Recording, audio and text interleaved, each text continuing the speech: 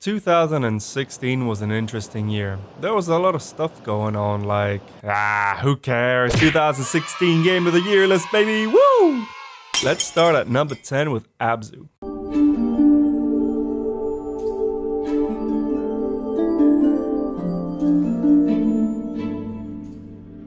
Abzu is one of those games where you sit back, roll a fat fucking spliff, turn the volume all the way to 110% and enjoy the journey. At first, when I saw this game, I thought my thalassophobia couldn't get any worse. Boy was I right, because this game takes you on a journey like no other. The visuals and music are what make this game so unique. You don't need the best high-end graphics to enjoy a game, and Abzu is definitely one of those games that really pushes that idea. The game has its own way of storytelling. There are small bits and pieces that you can discover while exploring around at your own pace. It even teaches you. This game teaches you. Look at this fish, then look at this turtle. Wow, I sure learned today. You swim and swim some more, pretend to be a dolphin and look at the pretty fish. You ride the fishes and oh, holy shit, did you see that? Did you fucking see that? That was a shot, holy shit. This game was made for sloths because you can take all the time in the world, there's no timer, no rush, you pace it the way you want to and you won't lose. There is literally no way to die in this game.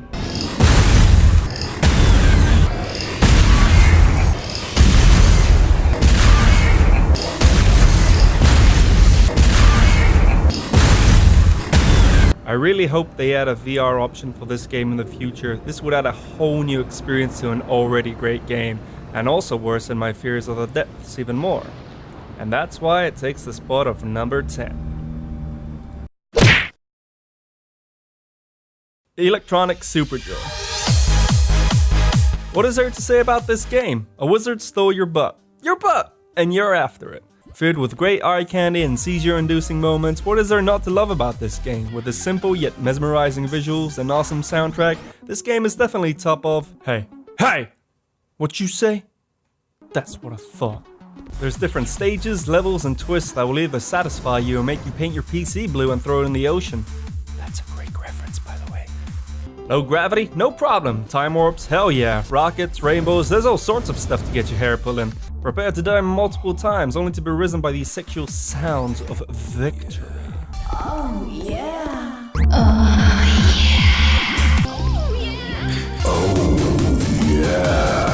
What is this, a game or an ASMR video? Well, it's a good thing I came prepared. And that's why this game takes number 9. Have you ever imagined yourself in a scenario where you stole a hot dog, you're jumping from a bridge into a highway on top of a truck and you have to escape through truck jumping? Me neither, but then Clustertruck came into my life and that scenario hasn't left my mind since. Clustertruck is a game where you have to jump from truck to truck to reach the end goal. Haven't had this much fun from a simple game ever since Agario, and that shit was simple. Woo! Yeah! There's not much to say, each world level is unique and adds a new failure factor to make things more challenging. The controls and motions are fluid and easy to handle, it really adds to the game and makes the experience that more enjoyable. Every level gets more and more ridiculous as you progress. You got rocks falling down on you, lasers trying to fry you, shit, you got trucks falling from the sky, what the fuck, cameras swinging? And that's not even half of it. You also collect points for clearing levels faster and performing stunts like truck hopping or being in the air for a gazillion years. Whoa! That was alright. Which you can then buy upgrades like double jump or my personal favorite, the grappling hook. I don't know how much time I wasted on this game, but every minute was a combination of enjoyment and frustration. And that's why this game hops its way into number 8.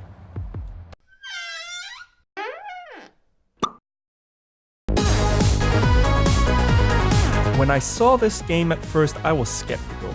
Oh, a dancing game. How original. But after having tried once, all my insecurities about dancing had gone away. Krypt of the Necrodancer is a platformer that combines both pattern and rhythm with an amazing soundtrack from artist Danny Baranowski, who also did Super Meat Boy and Binding of Isaac soundtracks. The visuals are really satisfying, with each level having a different tempo. You have to adapt to the soundtrack if you want to make the big bucks, or gold. The more you play, the more fun it gets, especially when you start to get your groove on and start learning the enemy patterns. If Krypt of the Necrodancer was a person, he would be the one showing off in the club while everyone else is looking at him thinking, man, I wish I had those moves. You dance your way around to victory, collecting weapons and upgrades along the way that help by making your dancing career so much more juicy. Hidden secrets also exist, and you also save people along the way that then help you by selling you items or by other means. Oh yeah, whip me hard. Plus, you can unlock different characters, each having a different playstyle to them. It's a fairly simple game. It puts your rhythm technique to the test. If you're no good at dancing, well, don't you worry your pretty little head, for there's a character in which you don't need to have rhythm. Bard. And that's why Krypt the Necrodancer dances his way to number 7. You like wall running and going really fast and summoning giant mechs of doom? If the answer is no, well, that's fine. It's your opinion. You're entitled to it. I mean, I'm not gonna argue about it, you know, so whatever. If the answer is yes, then Titanfall 2 is exactly what you've been looking for. Titanfall 2 gives you the complete freedom of any FPS I've played so far. You see a location 4 miles away and be like, yup, I wanna go there. And you can actually do it. Honestly, the movement and control you have to go to each location is extraordinary and really stands out from other FPS. Let's not forget that you can call down giant robots from the sky that you can pilot, choosing from a selection depending on your playstyle. Hey, I want to watch the world and my loved ones burn. Hey, I want to suck up all the mean things you say to me and throw them back at you. Hey, I have no friends. This ain't no pussy game where you take 50 shots like a dummy in a shooting range and then suddenly heal up faster than my ex when we broke up. You die with 1 to 3 shots, so moving is key in this game. The game is set on 5v5s or 6v6 depending on the game mode. There's the standard ones like Attrition, aka Team Deathmatch or Capture the Control Point. And then you got some like Bounty Hunt where you collect money by murdering other pilots or NPCs that spawn and have to bank or store the money you collect from them in certain locations. Then you got Pilot versus Pilot, that's without the mechs, or Last Titan Standing, which is self-explanatory. Really, come on man, I'm trying here. What I really liked is that at the end of each round, the losing team has to get to an airship that comes down to pick you up to escape, and the winning team has to prevent them from doing so and can even shoot down the aircraft for the overkill. I thought that was a pretty nice touch. Rough day, huh? It's also really satisfying when you're able to destroy a mech with your bare hands and laugh as they helplessly bail out their favorite toy. Jimmy, that's enough. It's Timmy's turn now. Honestly, I haven't had this much fun with an FPS in a long time. It's a shame this game hasn't gotten the recognition it deserves. Single player is also good. I mean, you know, whatever. Single player is actually really good. And that takes number 6.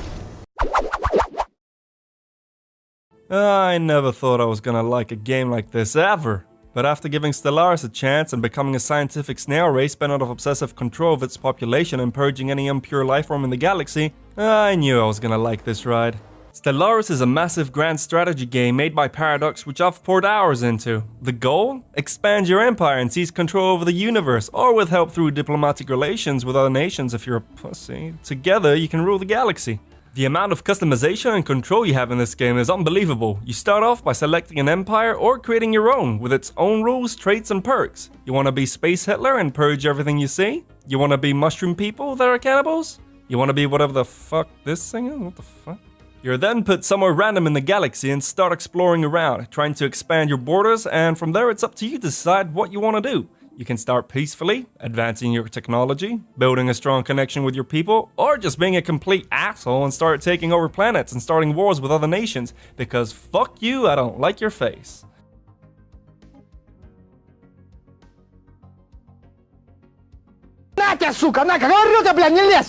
You can discover different anomalies while exploring, creating a small mini-quest which if done correctly will reward you with resources or other means. You can also try to decipher languages from other races while making contact with them to determine if they're friendly or not. Unfortunately for me, I can't even begin to explain the features for this game. It would take me forever. It's a fairly complex game. Within the hours of playing, I was still discovering new features that I hadn't yet discovered. It's just so massive, no review can cover everything in a single go. This game isn't everyone's cup of tea, but if you get a chance, try this game out. It might surprise you how much you'll enjoy it. And with devs adding DLC that add a lot more juice to the mix, expect this game to get even better with time. Stellaris spaces out and number 5. Puns, adventure, consequences. Add a little pixel to the mix and you got yourself Undertale.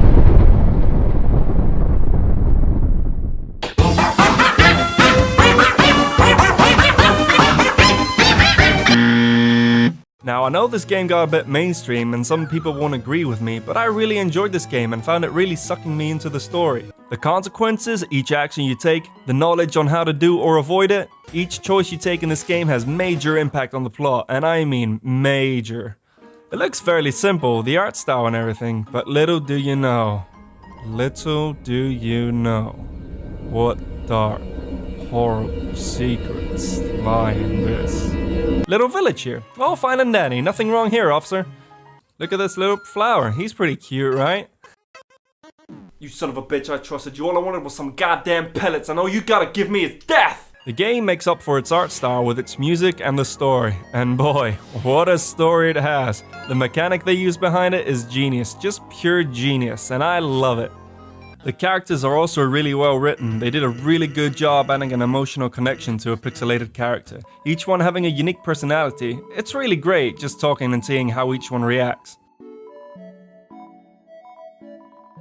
Kill everything you see, love everything you see. Shit, I don't care, roll the way you want to. Don't let anyone tell you otherwise. The combat system is pretty cool. You're strolling along, RPG style, when suddenly, whoa, it's a platformer now. And depending on the enemy, it can be an easy one or get much more complex and difficult.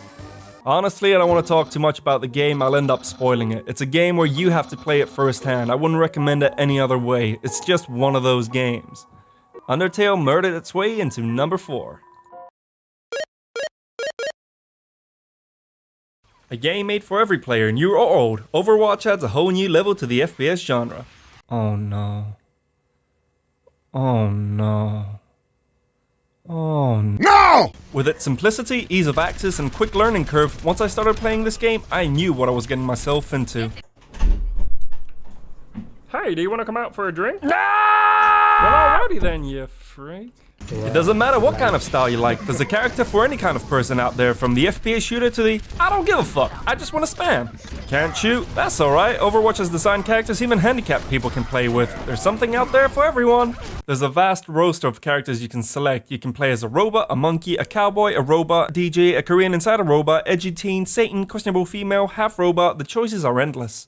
And they have character. They aren't just some bland persona, they actually have a living, breathing character to them, which makes them more interesting to play with. Honestly though, the game is fairly simple for what you get. There's no single player and it's mainly being pushed for competitive gameplay, so yeah. It's been getting a lot of traction and for good reason. It might be simple and silly, but it's hella fun. Blizzard have done a really good job polishing the game. The control feels smooth. When you hit an enemy, you feel like they deserve it. And when you fuck up, well, let's just say you know you fucked up. With frequent updates and a company that listens to its player base, this has been my flavor of the year and a break from the torment which was League. Oh my god. If you haven't already, I highly suggest this to anyone who wants to get into the FPS genre without getting a kick in the nut. Crack a Zenyatta is my favorite skin. Overwatch hits the target at number 3. Binding of Isaac. What the fuck is this game anyway? You was a kid, shooting tears out your eyes like a motherfucking gun, vanquishing demon hellspawn. What the fuck? This game is fucked up. In a good way. The plot of the game? Pretty simple, you got this mother here watching TV like a normal human being when God out of nowhere is like, kill your son.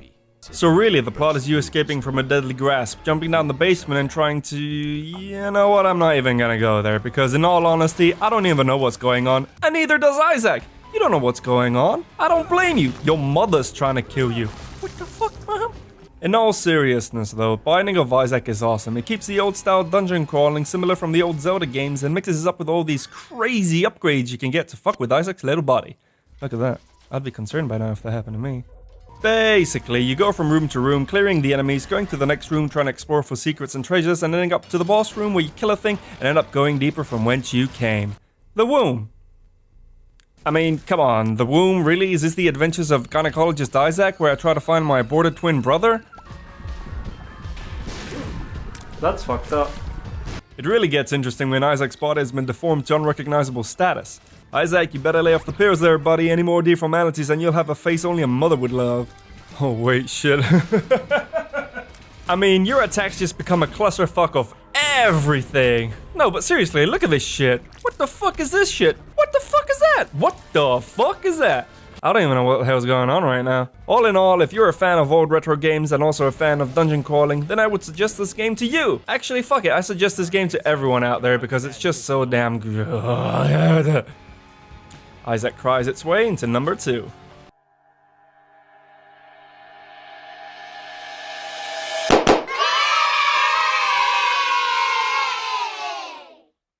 Witcher 3, great game, great comedy, to transform into a werewolf. It's a dog's life, huh? Well, there's not a youth out there who doesn't have a wolf in his belly. Couldn't really cut his wolf loose. No question he was top dog here. Just wolfing things down.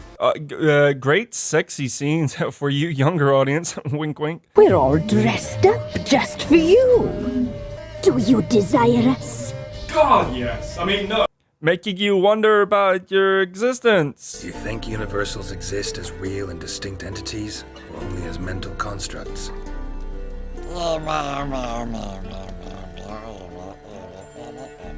You're all around and poke things with your stick. I mean sword. It's your sword. Two for each hand, baby. Penis joke. Everyone likes those, right? Right. Start the autopsy. His genitals. We ought to inspect those. I sincerely doubt they bear any relation to the matter. His genitals. We ought to inspect those. I see. You clearly find gonads fascinating. I fear I don't share your passion. Let's focus on other parts.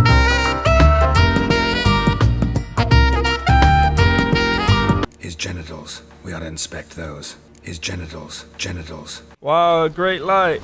Bye.